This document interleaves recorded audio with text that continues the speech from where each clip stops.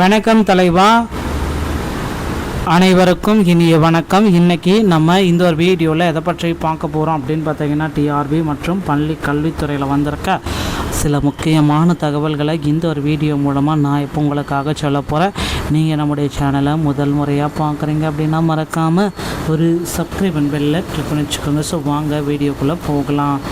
தமிழக அரசு ஆசிரியர் தேர்வு வாரியத்தில் சில முக்கியமான தகவல்கள் நமக்கு வந்துட்டுருக்குங்க.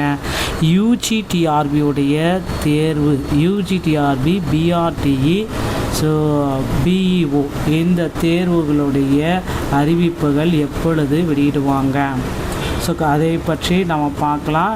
டெட் தேர்வில் 60 மார்க் எடுத்தவர்களுக்கு இறுதி தீர்ப்பு ஒன்று வழங்குறாங்க. அவங்களும் பார்த்திங்கன்னா இப்போ இந்த டைமில் அவங்களுடைய சான்றிதழை டவுன்லோட் பண்ணிக்கலான்றாங்க. என்னன்றதை பற்றி எல்லாமே இந்த ஒரு வீடியோவில் இப்போ நான் உங்களுக்கு கிளியர் கட்டாக சொல்ல போகிறேன்.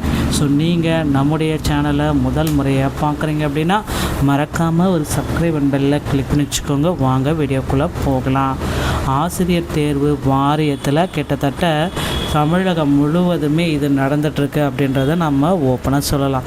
ஸோ நிறைய ஆசிரியர்கள் தமிழகம் முழுவதும் தற்காலிக ஆசிரியர்களாக நியமிக்கப்பட்டுட்டு வராங்க.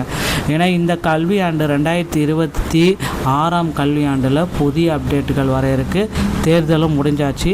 இனி யார் தேர்தலில் வெற்றி பெற்றாலும் ஆசிரியர்களுடைய கோரிக்கைகள் நிச்சயமாக நிறைவேற்றப்படும்.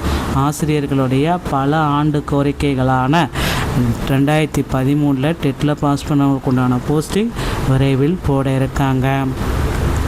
அதே போல் 149 ஜிஓவையும் ரத்து செய்ய போகிறாங்க. இது எல்லாமே பார்த்திங்கன்னா தமிழக ஆசிரியர்களுடைய பல ஆண்டு கோரிக்கைகளை எந்த கட்சி ஆட்சிக்கு வந்தாலும் நிறைவேற்றதா உறுதி செஞ்சுருக்காங்க. கண்டிப்பாக இது நடக்கும். அடுத்து நீங்கள் எல்லாருமே எதிர்பார்த்த மாதிரி டெட்டை பொறுத்த வரைக்கும் 60 மார்க் எடுத்தால் பாஸ். அனைவருக்குமே இந்த 60 மார்க் எடுத்தால் இந்த டெட் தேர்வில் தேர்ச்சி அப்படின்ற ஒரு நீதிமன்ற தீர்ப்பு ஒன்று வழங்கிருக்காங்க. ஸோ இது பார்த்திங்கன்னா இந்த வாரம், இந்த ஏப்ரல் 30 முன்னாடி இந்த தீர்ப்பை வழங்கிடுவாங்க. ஏன்னா மே மாதத்தில் சிறப்பு நீதிபதி அப்படின்றதுனால, நீதிமன்ற விடுமுறை அப்படின்றதுனால அது வழங்குறதுக்கு டைம் எடுக்கும். இது எல்லாமே நம்ம பார்க்குறப்போ ஒரு சிறந்த முடிவுகள் அனைத்துமே விரைவில் நமக்கு கிடைக்கும்.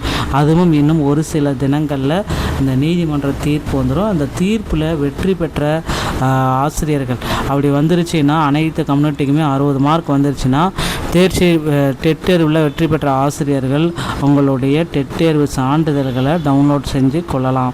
ஸோ அந்த TRBTN.gov.in இந்த இணையதளத்தில் போயிட்டு இந்த டெட் சர்டிஃபிகேட், இந்த கேண்டிடேட்டோடைய லாகினில் போயிட்டு நீங்கள் உங்களுடைய டெட் சர்டிஃபிகேட்டை டவுன்லோட் செஞ்சுக்கலாங்க.